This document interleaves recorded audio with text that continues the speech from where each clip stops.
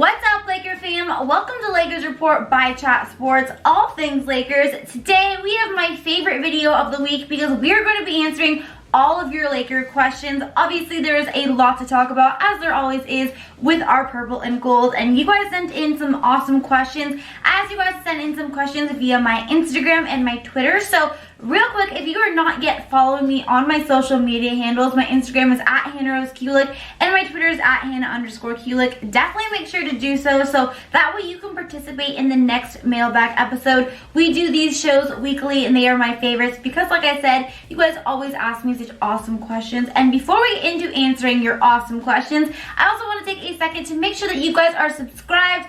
Down below, hit that subscribe button. Come and join this Lakers Report family for all of your awesome Lakers coverage all year long. Not even all season, just all year. Anything regarding the purple and gold, we have it here at Lakers Report. So please do me a favor, hit that subscribe button. But let's get in and answer some of your questions. Alright, so the first question that we have here is from @faraway00000. He says, looks like the Clippers are continuing to stock up their roster with all the rumors of players we've worked out. Do you think we will sign anyone off of buyout or available players that haven't played this year? So yes, the Clippers did add Marcus Morris, and then recently they did pick up Reggie Jackson after he was waived. It was a little bit of a surprise, but at the end of the day, you guys, I think the media gets us really riled up and makes us think that we have to add new players when in reality, you know, we have the best Western Conference record by a large margin. And yes, you know, the Clippers did make some adjustments to the roster, but in terms of Reggie Jackson, you know, I don't really think the Lakers were interested in him. You know, he has the same agent that has D'Angelo Russell, Julius Randle, Paul George, and we all know that agent is not a big fan of the Lakers. And regardless, I don't think the Lakers were that interested in adding Reggie Jackson. I don't think he's going to play too many minutes for the Clippers in general because, you know, the Clippers have Lou Williams, Landry Shamet, they also have Pat Beverly, and especially come playoff time when, you know, the rotations get smaller and there really are only like 8 or 9 players that are truly playing heavy minutes. I don't really think the Lakers needed a guy like Reggie Jackson. And in terms of Marcus Morris, you know, I'm not really that upset about missing out on him as well. You know, obviously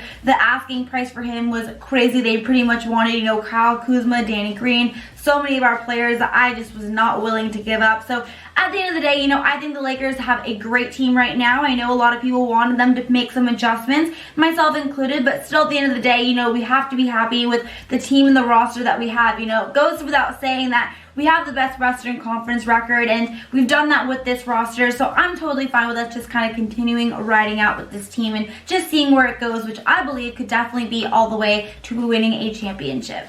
Alright, and this next question is similar to the first one. It is from @JeromeD58669065. He wants to know, he says, hey Anna, are the Lakers going to sign anybody like Dion Waiters or J.R. Smith, or stay still and hope the Lakers step up with their roster? So I know there have been some reports that potentially Dion Waiters could be coming to the Lakers. Maybe the Lakers are interested in him. I personally don't really believe those reports to be that true. You know, Dion Waiters is a guy who this past season when he was with Miami, he was suspended 3 times, and that kind of just raises a lot of red flags for me because Miami's having a pretty good season. So a guy who was kind of just suspended 3 times for pretty much just behavioral issues, I don't really know if he's a guy that I would really like to bring onto this team, especially since we have such great chemistry and everything seems to be going so well. I don't know if I want to kind of bring in a guy who has a little bit of behavioral issues. And besides that, you know, Dion Waiters is not a very good shooter. You know, on his career, he's averaged about 13 points per game, a little over 2 rebounds, a little over 2 assists, but he's only shooting, you know, 34% from 3,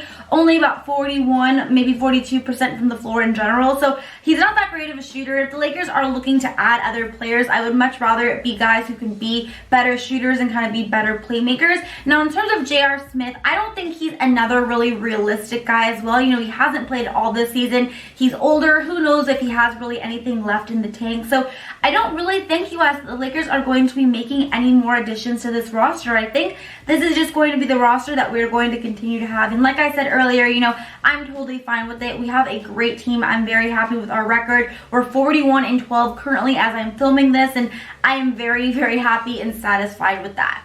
These next questions are pretty similar. So it is from @Mario Teague. Who do you think the Lakers will pick up to add to the roster? And then do you think the Lakers need to make any roster changes at this point? So like I said, I don't really think the Lakers are going to be making any roster changes right now. I think they were maybe hoping that Darren Collison would have been able to come out of retirement, but as we all know by now, that just isn't the case, and he decided to stay retired. And personally, I just don't think that we really need to make any choices. There are some names that have been thrown out there, like I mentioned before, you know, Dion Waiters and J.R. Smith and a couple others, but at the end of the day, you know, they're not really the great of players, and I don't really know if I want to bring them onto this team. We have such good chemistry. We have the best roster in conference record. We have an amazing record in general at 41-12, like I said, so I don't really think the Lakers need to make any roster moves. I know the media has kind of got it in our head that the Lakers maybe skipped out because we didn't pick anyone up, but I think we are totally fine, and I'm really not freaking out. But I think, unfortunately, it is unfortunate that Darren Collison decided to stay in retirement, because I do think he would have been that perfect pickup for us, and I think that's what the Lakers were ultimately hoping for, but it just didn't work out. So I'm fine with it, but I want to hear from you guys. Do you guys think the Lakers should make some roster changes? Do you think they need to pick anyone up? If you do, type Y down below. If not, type N down below. @ED_LA96 wants to know, what do you think the Lakers can improve on? So the main thing that the Lakers can improve on is playmaking off the bench, and of course just scoring, and obviously wing defense as well. You know, we can always improve defensively, but I think the biggest thing that the Lakers need to improve on is just being able to have a more consistent shooter, especially coming off the bench, a guy who can really bring a lot of energy and a lot of offense off the bench. I know we were all hoping it would be Kyle Kuzma. As of yet, it has not been him consistently, but I think shooting and consistent, just scoring off the bench and playmaking and wing defense are the things that the Lakers need to continue to focus on improving on as we continue on with this season and get closer and enter the playoffs and hopefully the NBA championships. Next question we have is from @RockandRollLouis. Do you think Caruso will get more playing time and improve the second unit? Do you think Kyle Kuzma will perform consistently and improve the second unit?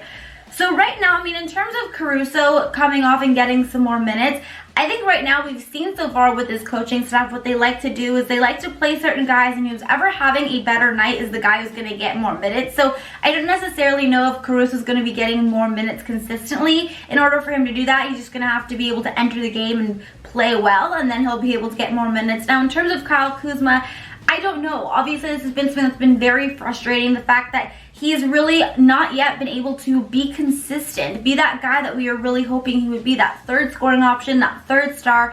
Obviously, he struggled a lot this season in terms of health, figuring out his role with AD and LeBron. He's not getting as many touches, but still it's very frustrating. So I feel you on that, but I don't know. I can't really make any, you know, affirmative answers if he is going to be able to be consistent, because I want to believe he is, but so far we just have not seen it happen. All right, these next few questions are asking about DeMarcus Cousins. So the first one is from @Luciano_Capito.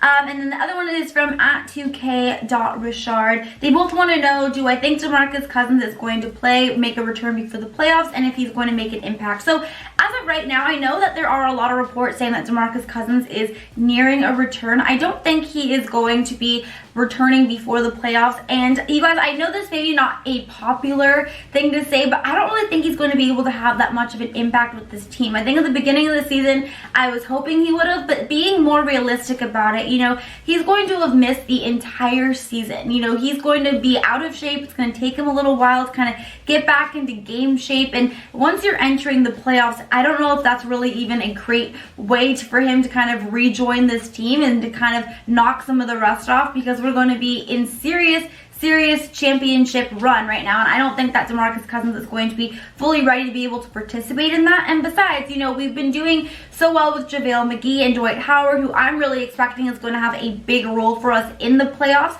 He's been increasingly just playing better and better and really dominating. So yes, I think DeMarcus Cousins could make a return by the playoffs, but I don't think he's going to be able to have as big of an impact as a lot of people were kind of hoping and thinking he would be, just coming from a more realistic standpoint.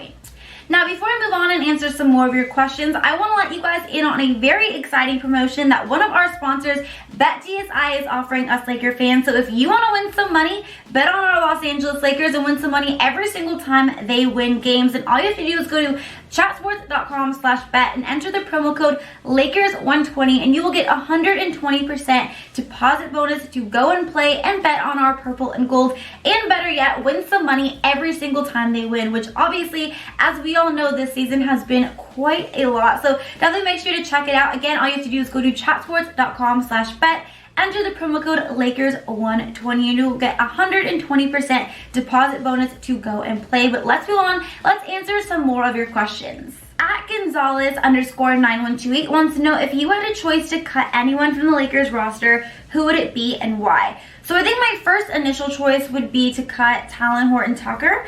But again, you know, maybe not, because the Lakers have obviously seen him play this season. They've kind of been watching him, and he's a young player. The Lakers don't have too many young players. So if they feel that maybe Talen Horton-Tucker has some potential, then maybe you keep him around. Maybe you cut a guy like, I know this isn't going to be very popular, but DeMarcus Cousins, purely because, you know, having him on our roster is taking up a spot that could potentially go to someone else if we wanted to fill that spot. And again, I don't think he's going to be able to have as much of an impact with this team as a lot of people were hoping he would be, even if he is able to return, because again, he's missed the entire year. But personally, I don't really want to cut anyone. I know some of you guys may be thinking, okay, maybe we can cut Trey Daniels, Quinn Cook if we have to, but personally, I like this team. I don't really want to have to cut anyone, but if we had to, I think those would be the guys that maybe I would look to first.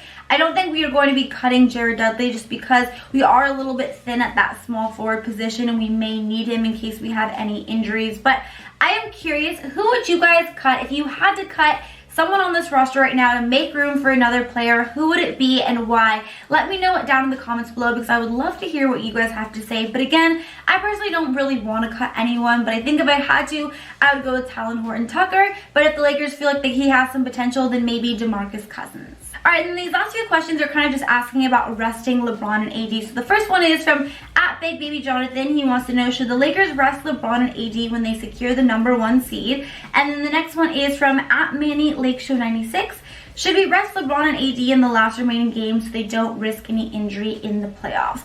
If we have the first seed and we've kind of secured that spot, then yes, absolutely. But if we don't and we're kind of still fighting for, you know, first seed playoff standings, then I don't really think we should risk it, because taking a look at where, you know, the Western Conference standings are right now, as of now, the #1 seed plays the Memphis Grizzlies, but that #2 seed plays OKC. And I personally would much rather be playing the Memphis Grizzlies in the first round of the playoffs than OKC, because OKC has some really good players. Obviously, they have Chris Paul, and Chris Paul, once he gets in the playoffs, man, he's a machine. And OKC is just a much better team than Memphis. So personally for me, if we have that #1 seed, then of course we rest LeBron and AD for as many games as we have left. There's just no reason to play them, in my opinion. No reason to risk any injuries. But if we don't and we're fighting for playoff standing, then I think we've got to play them, you guys. I personally would much rather just be playing the 8th seed versus OKC. And I personally just don't want to have to face Chris Paul in the first round of the playoffs in a 7-game series. But